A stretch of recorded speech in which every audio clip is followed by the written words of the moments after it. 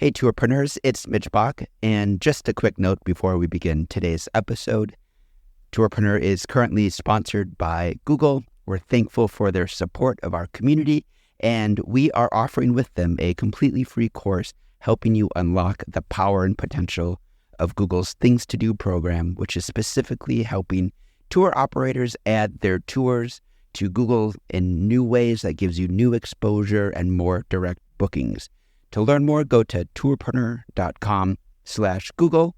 And as always, show notes, more resources, links to our newsletter, our business coaching community, and so much more are available on tourpreneur.com.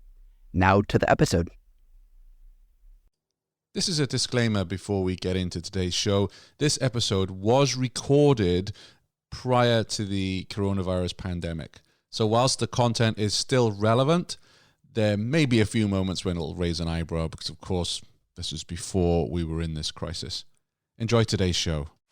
Today's episode is brought to you by Checkfront, the booking platform trusted by over 5,000 tour and activity operators around the world. You can start your own free 21-day trial over at checkfront.com.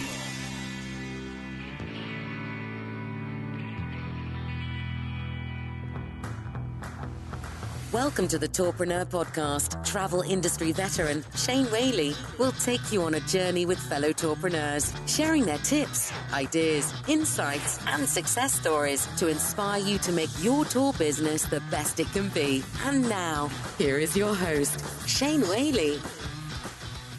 Hello and welcome to episode 66 of the Tourpreneur Podcast.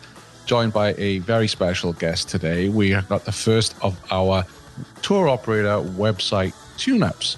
Jennifer Burke, welcome to Tourpreneur. Hi, Shane. So tell us a little bit about your background in terms of being a user advocate and working in marketing for websites. I have to say that I'm new to the tourism industry, but I'm not new to websites. I've spent 20 years creating content for online consumption. Mm-hmm. And I started as a technical writer. And I have been everything in between. I've worked on digital transformation on large international companies. I've worked in small startups. I feel like I have a range of experience and knowledge, and I'd really like to share it with this community. Absolutely. And that's, one of the reasons why I invited you on. And also you are working with tour operators right now on their website. So I think we're getting a lot of value on this episode. And something that I want to say from the very beginning here is that there is always a lot of discussion and debate around websites, user interface, digital marketing. And whilst there are, I would say, a handful of golden rules, much of this is opinion. And there may be someone who will listen to our conversation today and may have a different opinion. And that's cool. What I would ask is, the feedback is constructive and come in our group and, say why you might disagree and hopefully why you agree with the discussion we're having today. Jennifer is going to come at this very much as the user advocate position. I'm here really as the consumer because I book a lot of tours myself. So I'm going to talk about why I would book a tour or what I think is missing, what would stop me booking, etc. So this is really cool. We've also got a hot seat. So Chris Wilson, typically Swiss Tours, featured in episode 62. He was the first one to volunteer with his website. And I was just saying beforehand to Jennifer that I was really surprised and actually really pleased that so many people, when I announced this new feature, were like, oh, rip our website apart, go at ours. And I'm like, wow, normally in life you ask for volunteers and hands stay down. So I think it goes to show how energized our listeners are, Jennifer, that they want constructive feedback. Great. Well, let's give it a go.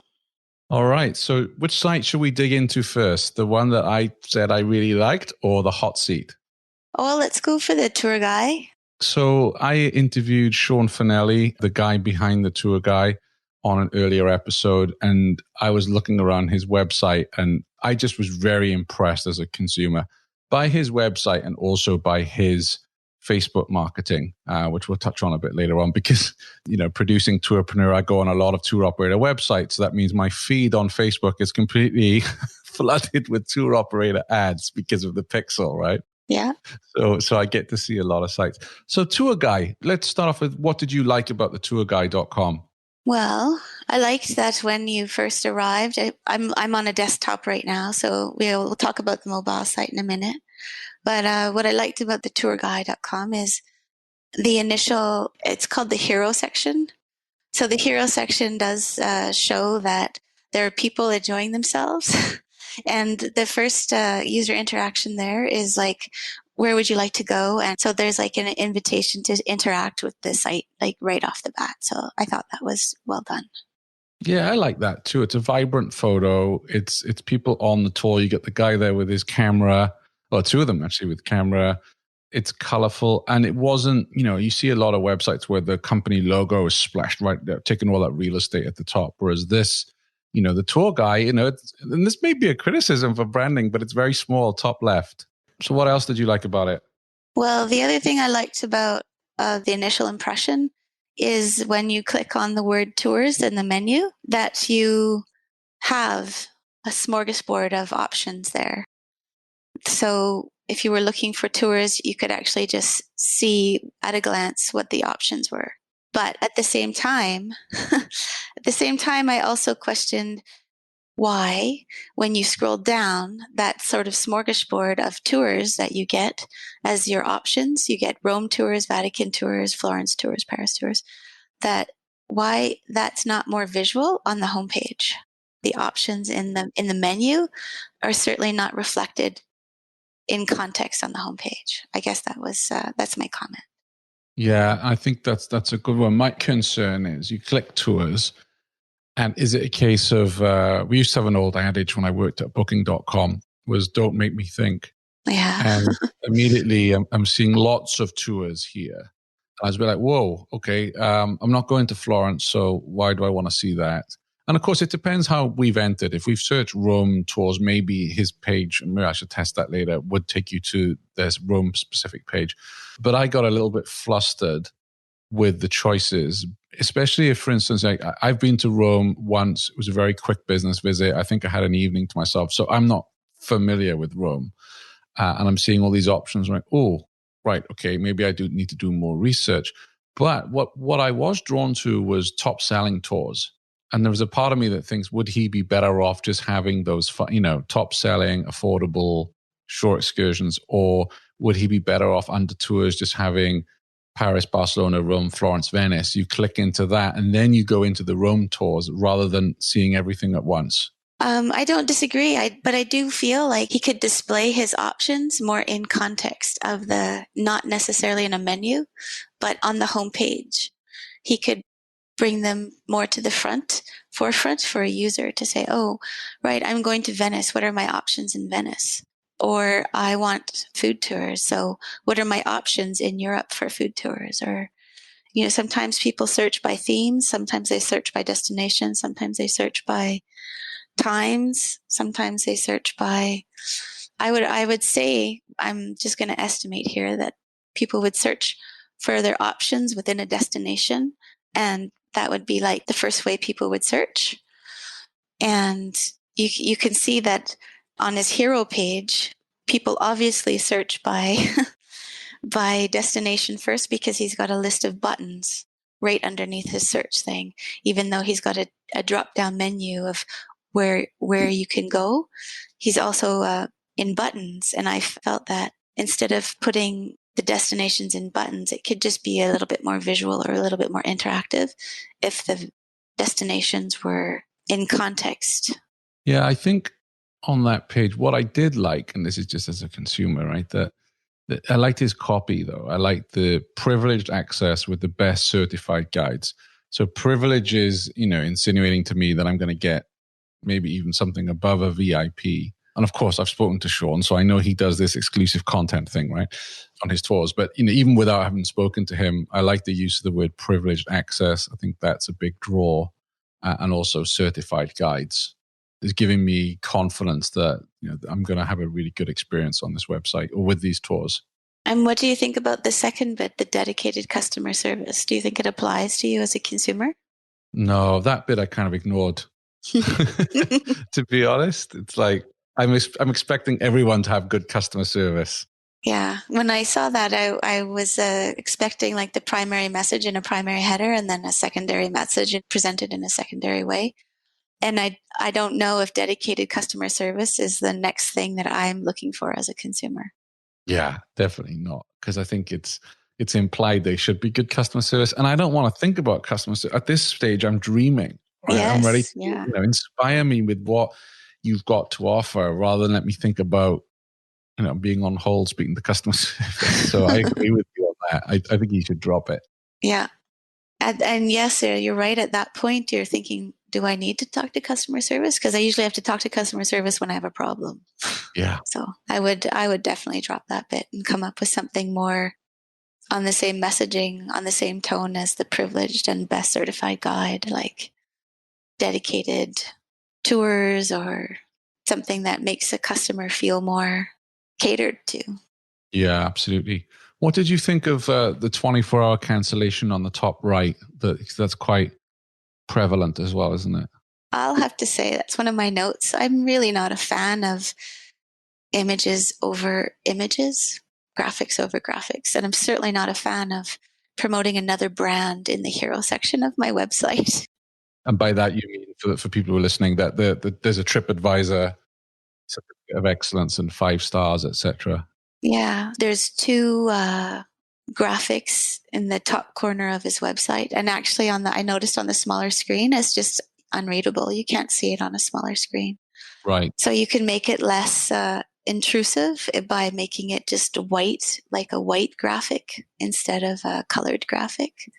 But at the same time, maybe that's not the best place to put that messaging.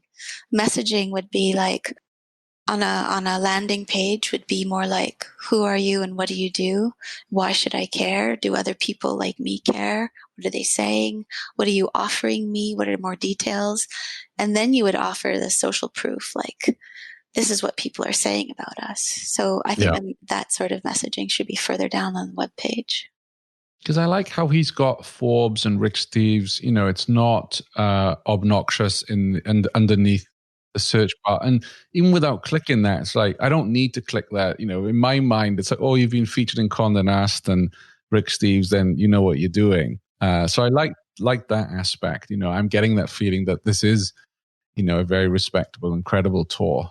What else did you like on the homepage? Well, there's 3 things. I mean, if I scroll fast down, one is he does show his popular tours.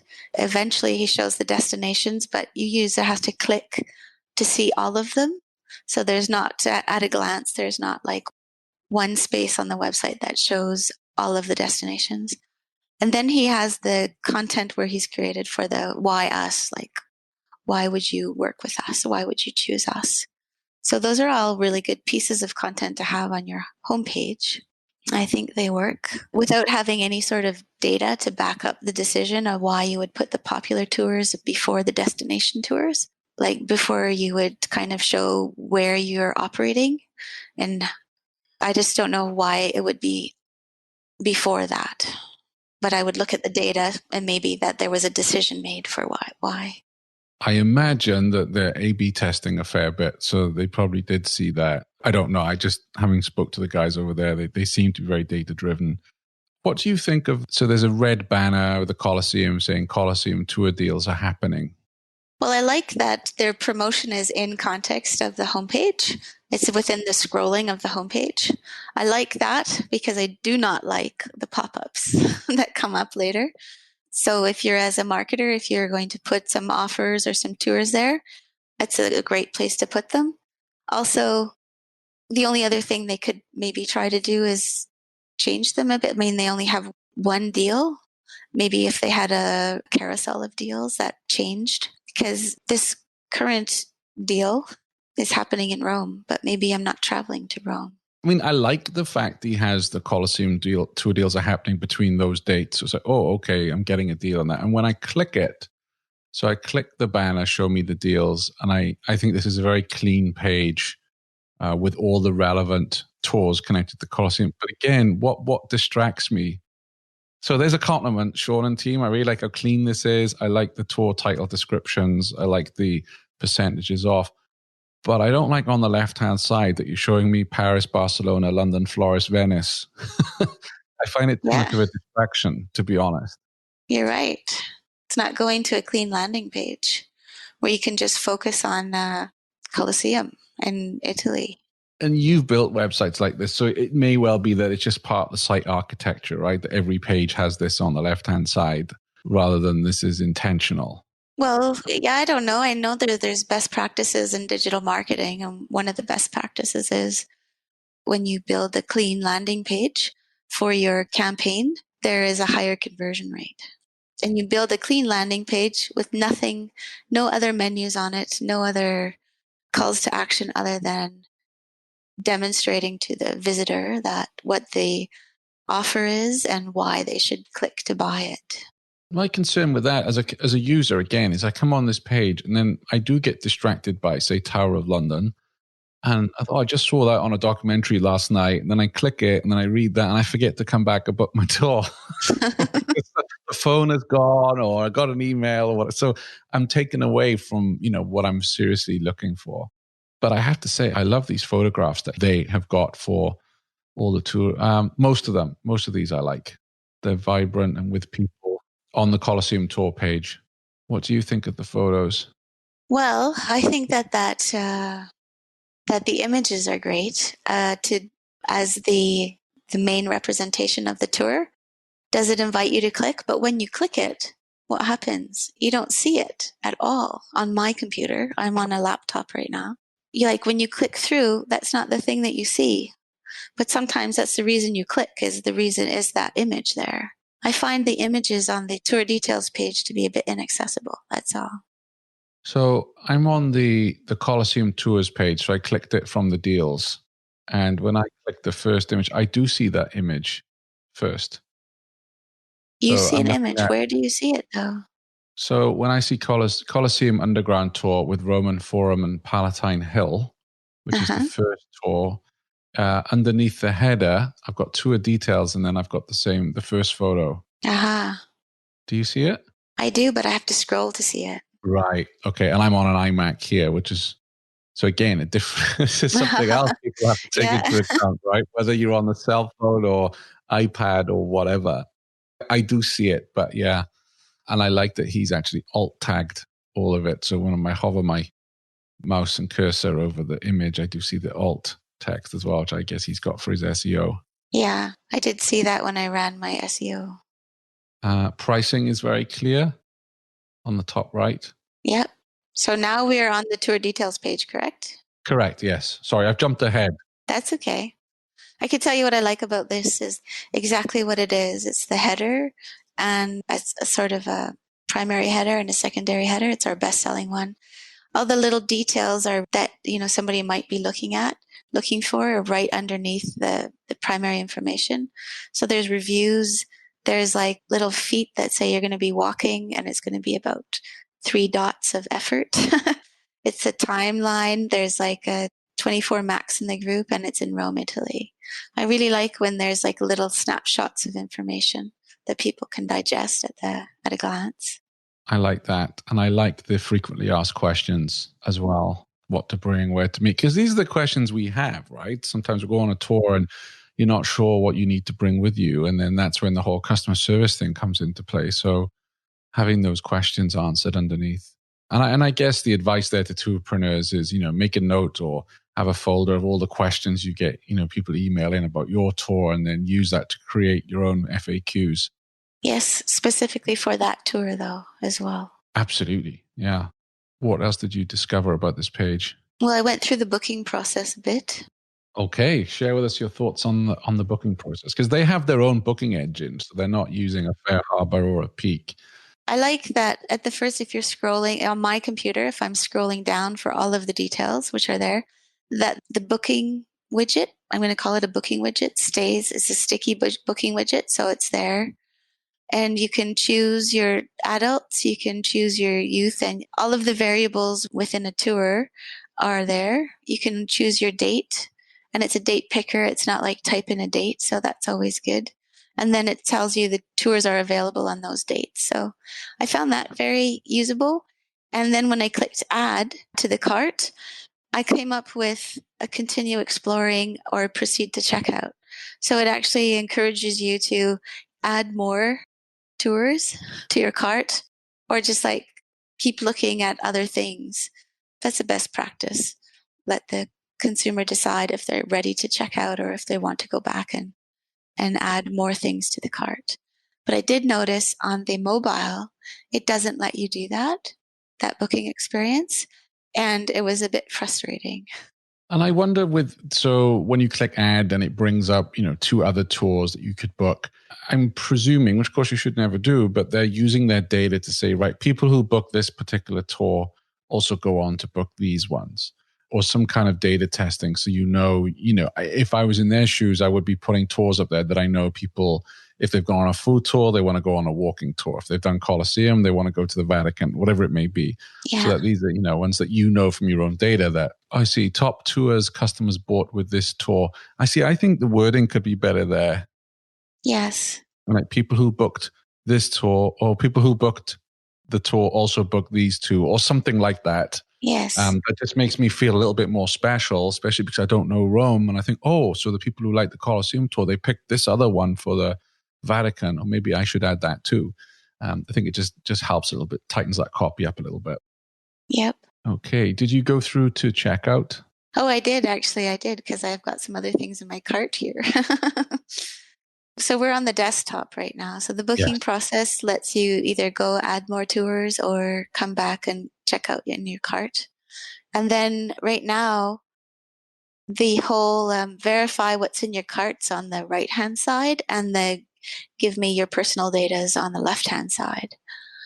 So I don't know if they've done any data testing here, but when I'm buying something online, I really like to verify what I'm buying. I'd like to see the numbers and the quantities just to make sure that's what I'm buying before I'm going to enter my data. So I find that their layout here is it's not user-friendly, because I think a customer wants to check what's in their cart before they start giving their personal data. Yeah, I think you're right, because when I clicked on this, I felt a little bit overwhelmed. And of course, I've got this on a big screen, but I'm seeing all these things I need to enter, which we all hate doing. So I think you're right, maybe having the cart on the left-hand side. Well, you could have a multi-phase checkout where it'd be sort of like, are these the things you want to check out? You have 2 people on this tour and 1 person on this tour, and these are the dates and times. So kind of validate what you're checking out. And then you could say yes. And then it's like, right, now we need your personal information, and now we need your payment information. So it could be like a 3-step process, which leaves you less overwhelmed. Yeah. And also, I see at the top right, actually at the cart, it says use code SAVE5 when you buy 2 or more tours to save 5%. Maybe deliberately they've kept that in small print-ish, but I might miss that as I'm going through, because I fill in all my payment details and then I go, okay, send cart to email or whatever. I might miss that. I'm curious to know what you think about pop-ups, because I've read different opinions on this, but I do wonder if I'm about to click send cart to email and I get a pop-up saying, hey, do you know if you use Save 5, you can get 5% off 2 tours? That for me is helpful, or I can just shut it down and move on. What do you think about that? I think content in context is awesome. I think that delivering the right message at the right time on the customer journey is very, very difficult to achieve. But when you get it right, you increase your conversion rates like thousands by thousands. Yeah, I guess that's the other concern. If I get annoyed with a pop-up and I shut the whole thing down, but this is trying to save me money. And for me, that's helpful. It's not sign up for our newsletter. Because what also happens at the bottom right, I'm not sure if it's happening on your screen, just as we're chatting here, so we haven't entered anything yet. And I'm already being asked, how likely am I to recommend the tour guide to a friend or family member? Do you get that little box on the bottom right? Yes, I got that. That was one of my comments. Okay. Before, but it's like, right, not the right place to ask for feedback. Totally not the inappropriate place to ask for feedback, in my opinion. So, yeah, I agree with you. Because right now you're just trying to get your personal details and you're trying to get money. Just let your customer focus on that. Don't ask them for anything else. Don't tell them anything else. Just we're like, you're ready to check out? Great. Give me your money. And then later on, you could, after you've sent them the confirmation email, you could say, how was your experience? Would you recommend us? It could be later, like later on in that touch point journey. Definitely. I did like the how did you hear about us box at the very bottom. Because I think Yeah. that's very useful for tourpreneurs to know which channel their bookings are coming from. Although Yes. online article is not very helpful. I mean, I guess it's showing me my PR is working, but I would much rather it say article in the Times or New York Times or where, I don't know. Maybe I'm asking too much there, but maybe I'm being a bit picky. Yeah, but even that sort of information, you're still asking for feedback. All you really want at this point in time is their confirmation that they're going to take this tour with you. Everything else, any sort of feedback, you really should save it for another touch point, I think. Very good feedback. Anything else on the booking page or? Okay. Just that we didn't talk about their little click to chat for customer support. I do think that's a really useful feature on any website. I often have a lot of questions, so I use that quite a lot. The little chat bot. It's by Podium. We'll text you. So it looks like that then continues on your phone rather than on screen. Again, though, I guess maybe I haven't interacted with them so much, but I really like if I have a question or something, I'd rather that I'm able to type my question first and give my personal data later. Yeah. Because you're kind of interrupting a user in their stream of conscience when, right, what is my message? I've had to give my name and my number. Oh, what was it? So maybe I would still put the message first, and then because you had a question, you're on a certain page, you were on a tour page, you were maybe on a blog page, you were on some sort of page. But if you all of a sudden need to talk to them and you see that little chat bot there, like maybe the message should be first and the personal data should be later. Yeah, because once you've written your message out, and even if you're not keen to give your cell phone number out, you've already written the message, so you'd probably be more inclined. I agree with you on that. And I'm not sure it's abundantly clear that you're going to get the answer on your cell phone. Like I hate giving my cell phone or my email address out. And, my instant reaction is, no, I'm not going to give them it. But here, if I knew they were going to be, because they're going to be texting me the answer, maybe I'd be more open to it. I guess I also expect that if I'm opening a chat message, I can chat without having to give more data than they're already getting. Although this might be, and maybe I'm putting too much faith in technology. You and I are doing this at 3:30 Eastern time. Maybe after hours this comes up, but during office hours, maybe they do have somebody live. I don't know. Maybe I'm giving too much faith in it here, but maybe that's why it's out of hours. The other thing that, again, it goes back to your earlier point. So on this tour booking page, I think it's got it on all of them. I still have the bubbles at the top with all the locations: Rome, Vatican, Paris, Barcelona, London, Venice, Florence, Pompeii.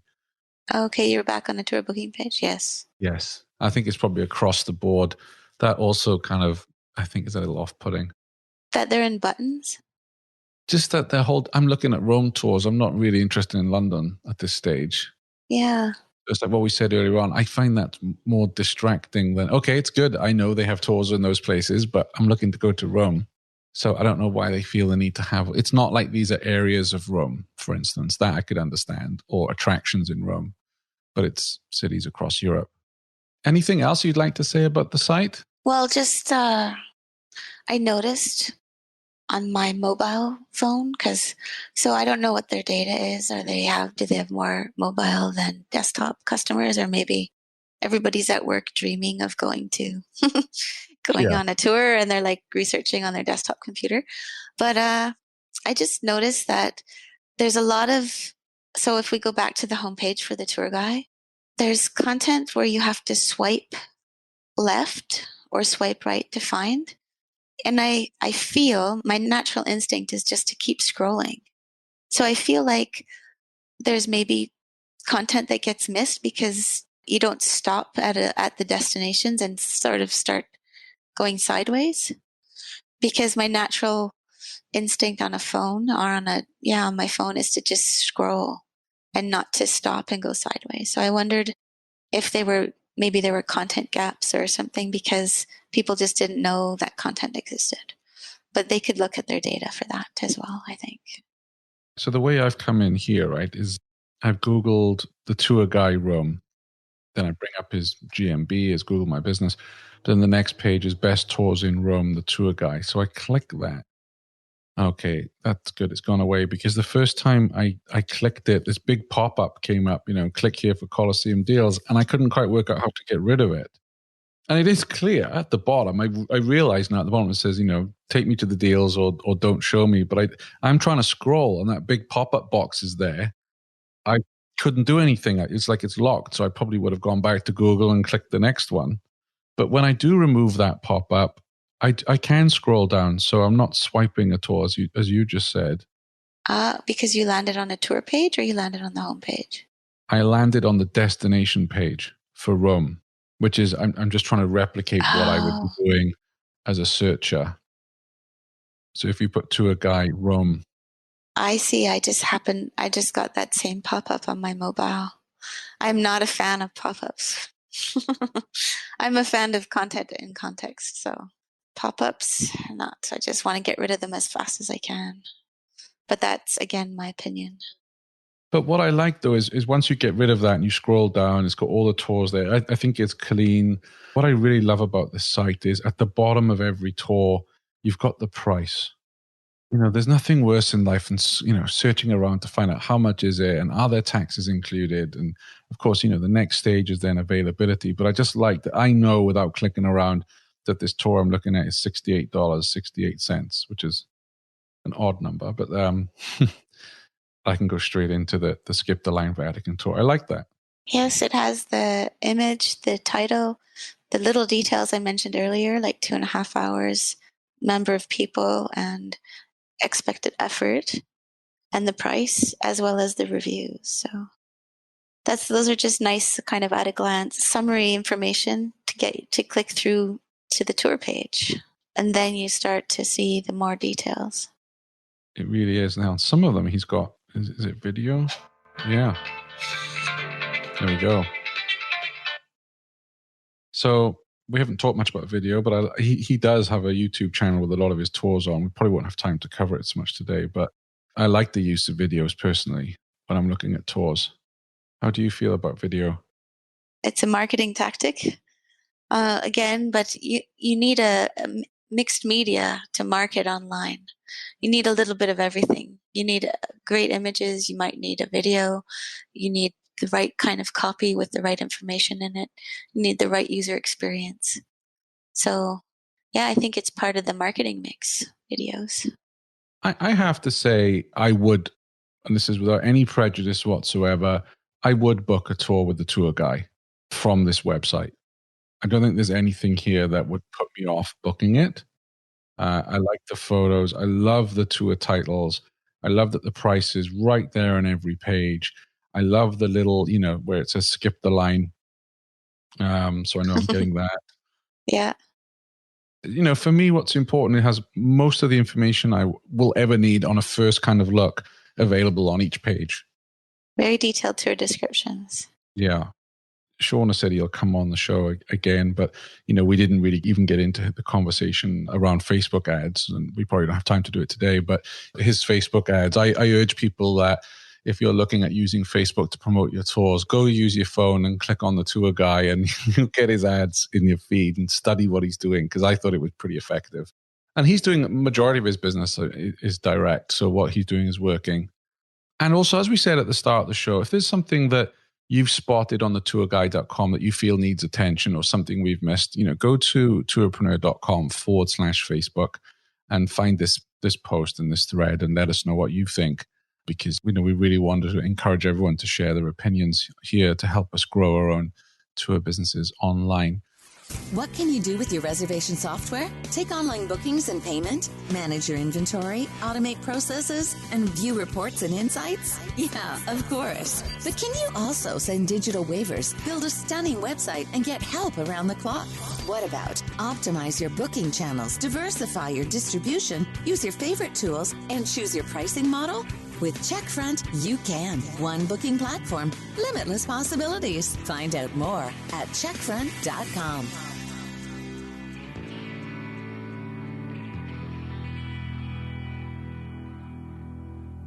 Let's look at typicallyswisstours.com. So this is Chris Wilson, who appeared on episode 62.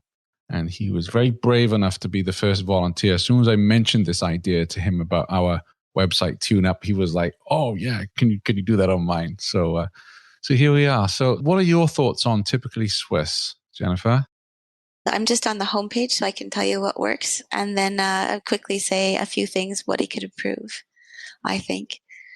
So I like the big hero section with the lots of images, the images that are changing to show kind of the diversity of Switzerland. I live in Switzerland, so they resonate with me. But I think, again, he has these little other people's logos in his branding space, and I feel like you don't really need to do that, especially when it's in your first impression branding space. So you don't need tourism like the TripAdvisor or the Travel Hospitality Awards, even though they do add reassurance to somebody. I just think maybe you could put them later and not in your first impression branding space. The other things that I thought of, like quite initially, were he's got quite a lot of navigation. So if he could simplify his navigation you have primary, secondary, and tertiary navigation usually in a website. And the primary navigation should be very, very prominent. What do you want to do? Your visitor, what they want to see first. They want to know about what you offer and how easy is it to find that. And I feel like he could simplify his navigation. And then just scrolling down, he's on every page. I noticed he has a lot of text, a wall of text. I call it a wall of text, where I don't believe people really read the text. They do read headers, and that's even true for search engines. Headers are very important. So what you put on your website and how you structure it is also, it's just important for people to scan, and then for search engines to read.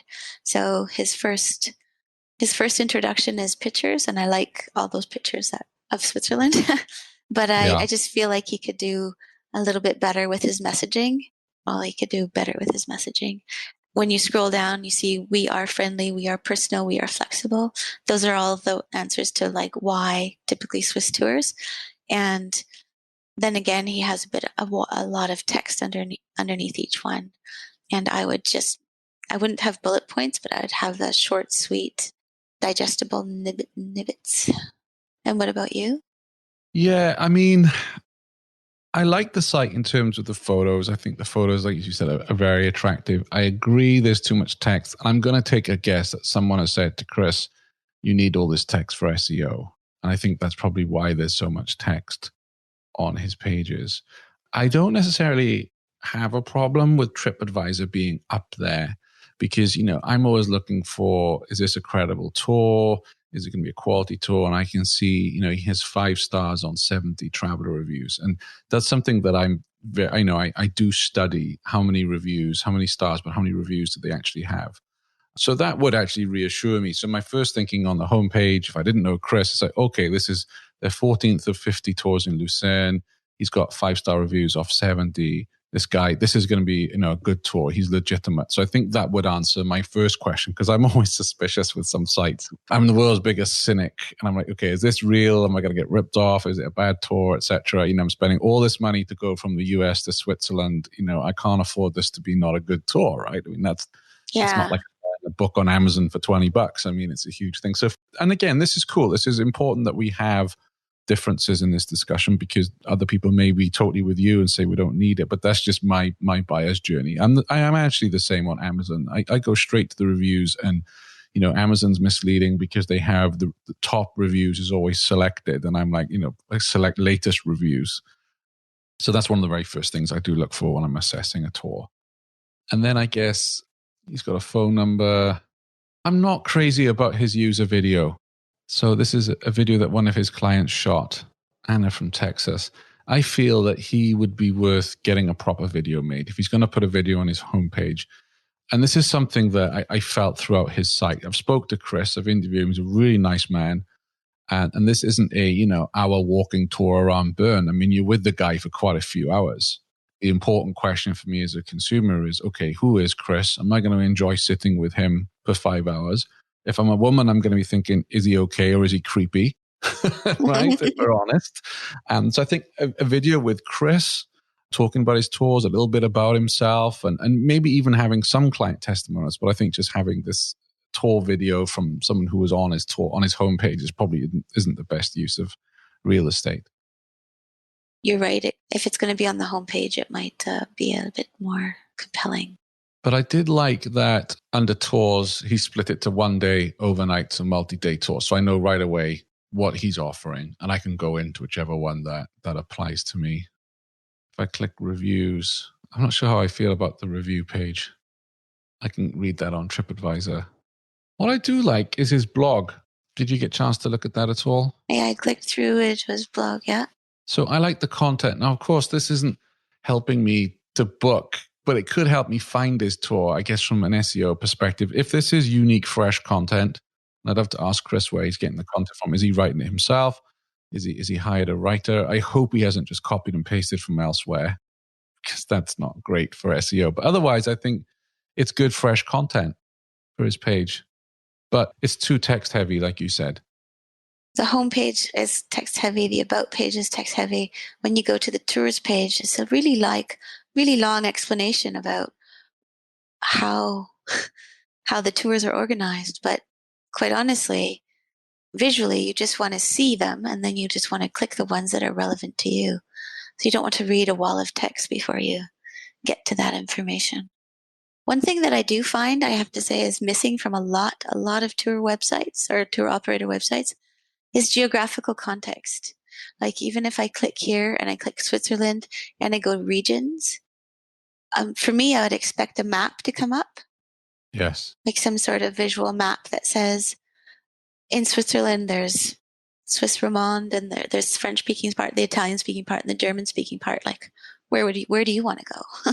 Yeah. Or do you want to go to the mountains, or do you want to have a lake experience? Like, so I noticed this is missing from quite a lot of tour operators' website, is just geographical context, where the tours happen. And it's right off the bat, is because you can situate yourself on a map.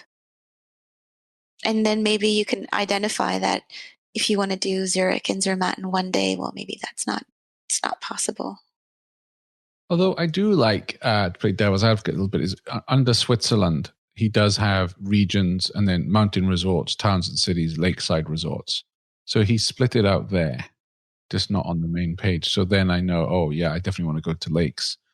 He has added it to those pages.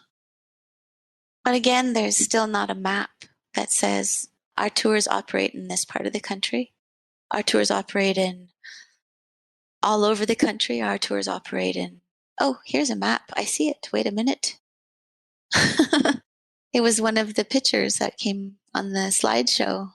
But I feel like it helps contextualize like where your tours are. Yes. By having the map. You don't have to open up Google Maps. There it is. For me, there was a map there. It just flashed by in the screen show and not accessible or clickable or even interactive. Also, like I've been to Switzerland, but many years ago, so I'm not totally familiar with the geography. But like if you click mountain resorts, good information on them. I kind of like these pictures in the circle. But I want to know, let's say Gstaad guided tours. I want to know, like, if he's picking me up in Geneva or Bern, like how far away it is. Is this good for a 1 day tour or is it a multi-day? That's the kind of information I'd be looking for. Because right now, I couldn't tell you where any of these tours are in terms of a map and how long to get there. And we can't always assume when people land on a page. It might be like, the family might be like, oh, I always want to go to Switzerland. Okay, well, let's check out. And then they land on the page. But I think the more information you can say, and maybe even categorize, okay, if you're coming in at Geneva or Zurich, Lucerne's closer to Geneva, isn't it? Or I think it's midway between. Okay, so maybe then that's the thing. I guess most people will land in Zurich or Geneva and just stipulating, how long these tours are from the meeting point and from Geneva and Zurich. I don't know, it's just a little bit more helpful information for people who may not be familiar with the country. Yes, indeed. And also, but when I clicked on mountain resorts, and all right, there are these named like Zermatt, St. Moritz, Grindelwald, Gstaad. Davos. For me, because I've lived in Switzerland for 10 years, I realized, oh yeah, these are the kind of the prime resorts, but you don't know where they are. Yeah. So then if I click to Gstaad and I think, oh, is this the Gstaad guided tour? Why visit Gstaad? Why go there? No, there's 2 tours on the bottom of that one. So you have to click through. So that's like 4 or 5 clicks to maybe see if you're interested in booking that tour. And I think maybe if he tries to understand the questions people are asking, and then he organizes his website, it might be easier for the customer to find something they're interested in booking. Definitely. No, I agree. I think it's a little hard to find the information, and also it just assumes that the booker knows a lot more about the country than they might. Yeah. The other thing I'm concerned about, and I asked him about this on our chat, was he doesn't use a booking platform. So there's no instant confirmation, there's no instant booking. And I find, when you do look at the reservations, it's very ugly. And you click through basically a calendar, and I'm seeing lots of days with book. Now I know he's a one-man operation, and he's a full day and overnight tour, so his availability is no doubt limited. And I asked him why he's not working with a booking engine, and he said, "Well, I'm only, I don't get lots of bookings. I'm kind of exclusive because it's an overnight or it's a multi-day." And I get that, but I still feel he would be better served by working with one of the res systems and having a cleaner interface for people to book and for people to pay and to get that confirmation, so he can put his availability in that way. And I think that would be more appealing and attractive for people to book, as well as save him a lot of admin time. Yeah. Yeah. Because you're asking a lot here for people to make that booking. And I wonder how many people look at it and then they go elsewhere, because the people expect now to be able to book online. Yeah. And they expect the confirmation to come through. Yeah. Yeah. Oh, he can pick up. Here it is. Pick up and drop off Zurich or Interlaken. Yeah. I'm not finding his booking interface to be very usable. No. Oh, and I did test it on the mobile phone. Right. And it is absolutely impossible to work with on the mobile phone. Right. So he definitely needs to build a mobile responsive site. Yeah. But I mean, he can look at his data and understand how many people are using the mobile phone. Like, is it worth it or something? But at the moment, this booking system is a little bit cumbersome. You're right. Well spotted. On my cell phone, I click his tours, but nothing happens. And he told me on our chat, he's working with somebody on his website. So I'm surprised that they haven't, maybe they have and he hasn't got around to it yet, but haven't fixed that, because, actually, yeah, I think you can, but you have to swipe to the right because it doesn't fit on the screen. So you can, I do take that back, you can, but I wouldn't have found that. If I wasn't talking to you now and evaluating it, I wouldn't have found, I would have just been clicking like mad on the tour and it not open anything up, and I would have just gone elsewhere. Uh-huh. One-day tours. I'm just on my phone right now as I'm talking to you. Zurich. Click, 4 clicks. Select a tour date. I guess it's not really, there we go. To be in the right field to select the tour date. I can't use the big massive calendar that's presented in front of me to be in a little field on the side. Okay, yeah, it's a bit confusing. It is. Let's see if his user experience could be improved a little bit, but I don't know if that would increase his bookings. Yeah. So, well, I would have gone, because I couldn't find the book button. I probably would have gone elsewhere. I think overall, though, for me, as I said at the start, I think the challenge here with his site, there's not enough Chris Wilson in it. There's information about the tours when you find it, but I want to know more about the guy I'm going to be sat 7-8 hours with. And I'm not saying that Chris should go through this whole branding exercise to brand it as the Chris Wilson Tours, but I think it's important that you get a feel for the person that you're going to be spending the time with. So I would suggest to him that he, and he doesn't need to spend a lot of money on video equipment. Just get the iPhone out and get someone to video him, maybe, a day in the life of Chris, the tour guide, and just have little snippets during the day when he's on a tour of, what's happening and how he's interacting with people. Because I think it is a big concern that you fly away to Switzerland and spend good money on a tour and your tour guide is miserable, or you don't get on with him, or he's creepy. I think these are important questions we need answering, right? Yes. That's that is actually a conundrum I have no answer for at the moment, is like, how could he present more authenticity in his sales, I guess, Yeah. on his website? Just more personality, I would say, because Personality, you're paying for him as well as, he's got details on his car, which is top of the range with climate control and everything else. So, you're going in comfort. He's got pictures of the car.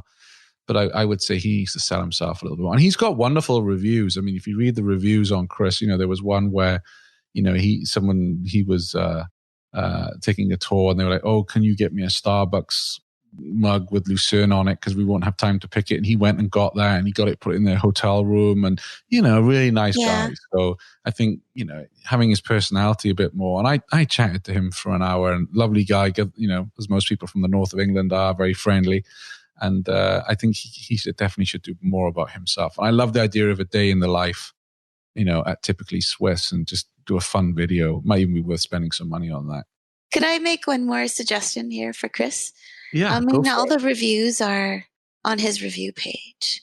And typically, I believe, like reviews. So if you go to his homepage, he does have that widget for TripAdvisor. But you could use the reviews I call it to decorate your content. If it's WordPress, there's a really great WordPress interaction plugin tool. I think it's called WP TripAdvisor. And then there's WP Pro. And it lets you bring in all of your reviews from all of your platforms. And then whenever you display the short code on any part of your website, it brings in a review. And when you refresh it, it brings in a different review. So I just thought that tool was really amazing.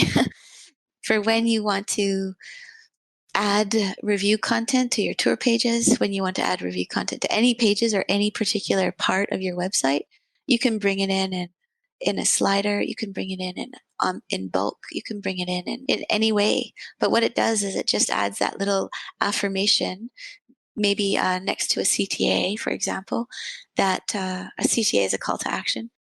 Like, book this tour now. Oh, and then there's this nice little review that TripAdvisor has pulled in, that you've pulled in from any one of your platforms. And it's a great tool. So instead of having your reviews on one page all at once, kind of overwhelming, you could have them spattered throughout your website. Did you know every weekday Shane curates the most interesting news articles in tours and activities and sends them out in a snappy daily digest? Grab your copy of the Tourpreneur Daily Briefing at www.tourpreneur.com. Now, I know you are booked out with clients right now and very busy, but bearing in mind Chris lives in Switzerland and you're in Switzerland, maybe Chris should drop you an email to see. And this whole show isn't a pitch for Jennifer to get clients, although when you hear her advice, you probably want to work with her. But Chris, you might want to have a chat here, because this is gold. Like, I didn't know about this plugin because I don't build tour operator websites. So I mean, this is important stuff. I feel we've had quite a nice chat. It was nice. Yeah, absolutely. I think there's a lot of value in what we've gone over today. So if you want your site to be evaluated, you want a hot seat, and maybe in future maybe we could have invited Chris on this with us. We could have chatted to him live about his site. Maybe that's something we can do in the future as well. I mean, ultimately, when creating content and new features, it's down to the users. So do tell us if you've enjoyed this episode and if you want more of them, and suggest. We had a lot of people who suggested their sites to be evaluated. So I think people are keen for this. Jen, thanks a million for coming on the show today. I know you're very busy, so I appreciate you giving us an hour of your time. Where can people, if they want to work with you or find out or book an appointment with you for a chat about their website, what's your website? My website will be at 9068creative.com. 9068creative.com, and I will add that to the show notes then. For those of you who are in the gym or at your meeting place for your tours, you can find that at tourpreneur.com/66. Carrie, my editor, I think you need to do some magic on that one. Jen, thanks very much. Okay, thank you. Thanks for listening to the Tourpreneur podcast. Be sure to visit tourpreneur.com to join the conversation and access the show notes, including links to the resources mentioned on today's episode. This is Tourpreneur.